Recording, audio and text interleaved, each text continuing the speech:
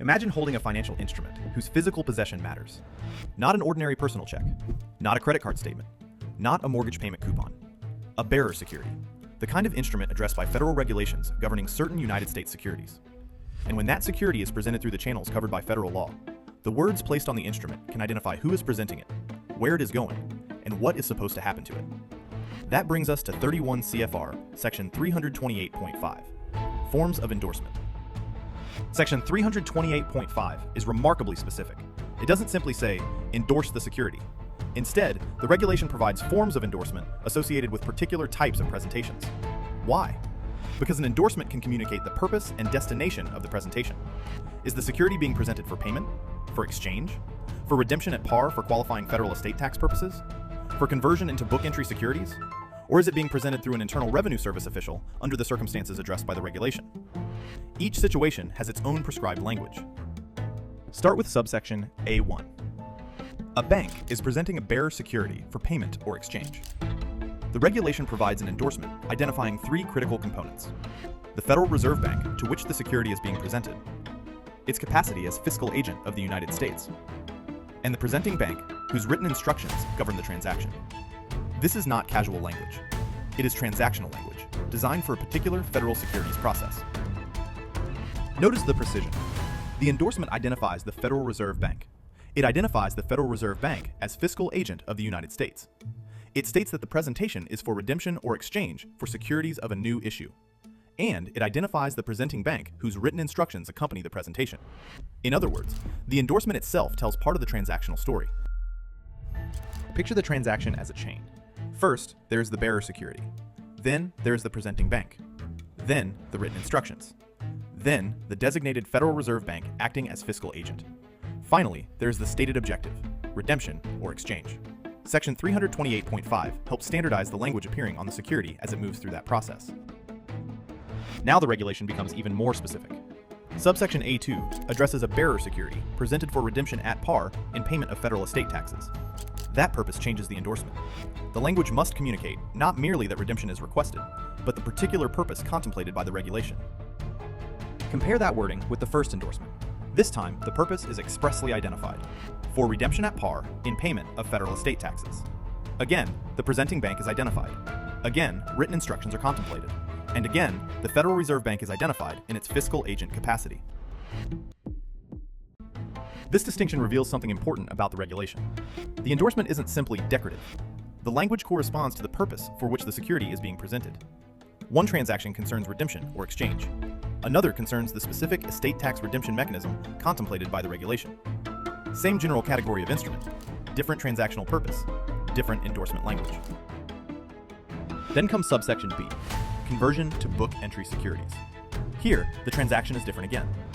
The bearer security is being presented for conversion from a physical instrument into a book entry form. And because the purpose changes, so does the endorsement. The purpose is now unmistakable: for conversion to book entry securities. The endorsement still identifies the Federal Reserve Bank. It still identifies its role as fiscal agent of the United States. And it identifies the presenting bank. But now the transaction is not framed as ordinary redemption or exchange. It is specifically a conversion transaction. Think of book entry treatment as a shift in how the security is represented and maintained. Instead of relying upon the physical bearer instrument in the same way, ownership and transactions involving book entry securities operate through electronic records within the applicable security system. Section 328.5 tells us the endorsement language associated with presenting the bearer security for that conversion. Then, subsection C introduces another presentation pathway. This provision addresses an endorsement placed on a bearer security by a service center director or district director of the Internal Revenue Service. Now, the wording changes substantially. Why? Because the proceeds are being directed toward a specified IRS account and credited toward identified federal taxes. Look carefully at how much information this endorsement communicates. It identifies the Federal Reserve Bank. It states that the presentation is for redemption. It directs the proceeds to the account of the appropriate IRS official. It identifies the type of federal tax involved.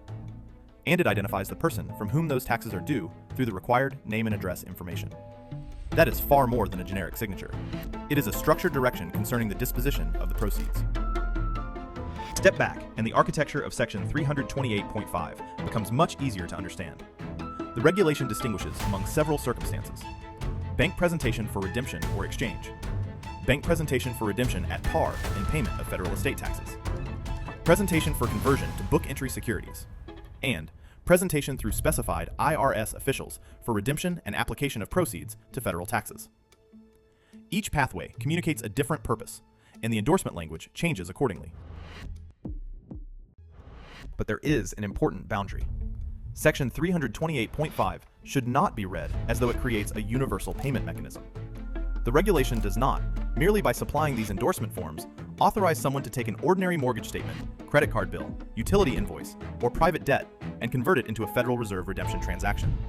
Its language must be understood within Part 328 and the Federal Securities framework to which that part applies. That distinction is critical. Before relying on any regulatory form, always ask, what instrument does the regulation cover? Who is authorized to present it? For what purpose? And through what institutional process? And that produces another essential lesson. Correct wording alone does not necessarily create a valid transaction. The underlying security must fall within the applicable regulatory framework. The presenter must have the appropriate capacity. The transaction must qualify for the particular treatment being requested. And where the regulation contemplates written instructions, those instructions remain part of the process. You cannot separate the endorsement language from the legal and institutional framework surrounding it. This is why reading a single regulation in isolation can be dangerous. Section 328.5 tells you the forms of endorsement, but understanding when those forms actually apply requires reading the surrounding regulatory framework. Definitions matter. Scope matters. Eligibility matters. Presentation procedures matter. And the legal character of the underlying security matters. The form is only one piece of the transaction. So when you encounter 31 CFR Section 328.5, remember the framework. First, identify the bearer security. Second, determine who is presenting it. Third, determine the authorized purpose of the presentation. Fourth, use the endorsement language applicable to that transaction. And fifth, follow the surrounding requirements governing the actual presentation. The regulation is not simply about signing a financial instrument. It is about communicating the legal purpose of a specific securities transaction through a standardized endorsement. A regulation where a few carefully chosen words can identify the destination, purpose, and institutional pathway of a bearer security. But the larger lesson is even more important. Never read the endorsement without reading the law governing the instrument behind it. Because in federal securities transactions, understanding the form begins with understanding what the form legally applies to.